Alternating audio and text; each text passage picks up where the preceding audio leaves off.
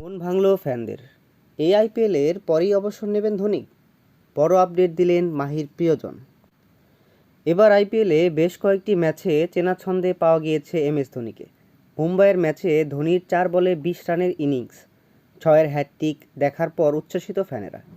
ধোনির ব্যাটিং দেখে ফ্যানদের একাংশ শুধু পরের আইপিএলে ধোনিকে খেলার জন্য নয়, এমনকি অবসর ভেঙে টি-20 বিশ্বকাপে ভারতীয় দলে ফেরার আবদার করেছেন।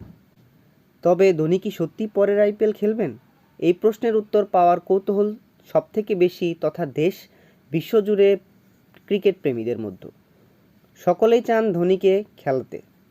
এরই মধ্যে একটি ভিডিও ভাইরাল হয়েছে সোশ্যাল মিডিয়াতে, যেখানে ধোনির খুব কাছের মানুষ সুরেশ রায়না আগামী আইপিএলে আদৌ মাহি খেলবেন কিনা তা নিয়ে বড়সড় আপডেট দিয়েছেন।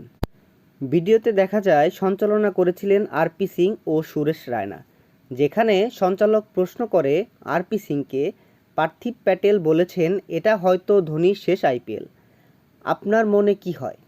জবাবে আরপি সিং বলেন, আমার মনে তো হচ্ছে না। এরপর আরপি সিং রায়নাকে জিজ্ঞেস করেন ধোনি 2025 সালের আইপিএল খেলবেন কিনা।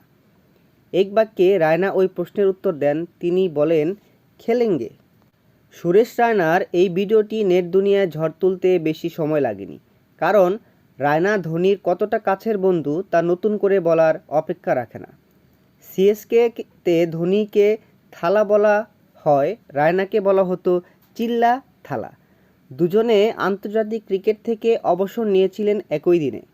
পারিবারিক দিক থেকেও ধোনির খুব কাছের রায়না, ফলে ধোনির কোনো বড় সিদ্ধান্তের খবর রায়নার কাছ থেকেই জানতে পারা যায়।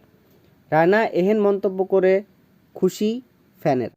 সুপ্রিয় দর্শক, আপনাদের কি মনে হয় ধোনি কি পরবর্তী আইপিএল খেলবেন? কমেন্ট বক্সে কমেন্টস করেন।